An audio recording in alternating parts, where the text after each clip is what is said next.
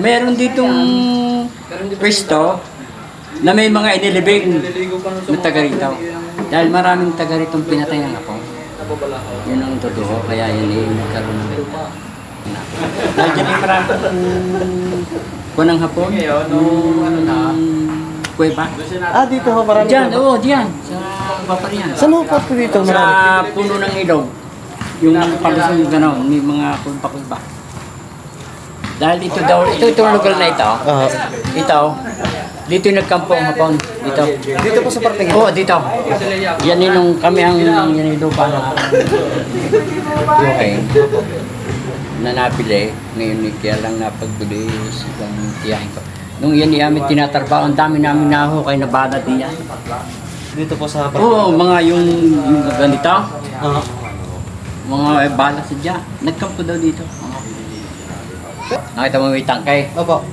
May makakausap ka doon. May daan doong tao. Opo. Yun, naroon ang mga kuweba. Ah, maraming kuweba po? Oo, na doon. Sadyang yun ang pinagtaguan ng mga Hapon. No?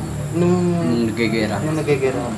Pero dito nagkampo. Dito sa lugar nito.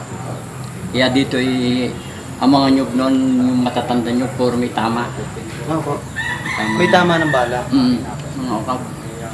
At nakakahukay ng mga bala ng kanyon, mga yaban dito. Daming balang na ako. Kami ngayon pag nagsisilab dyan, pag nagpababa ng nyog, Opo. nagsilab ni Sipog, tutok na lang. Minapat ako. Gano'n may bala. Nalaglag. Ang lalaki. Ang bala. Ito. Yung 5 pamilya lang natira dito sa Rumba. Nung panahon po ng digmaan? At pinatay na ako. Madami. May nakalibre dito, ay patay na rin.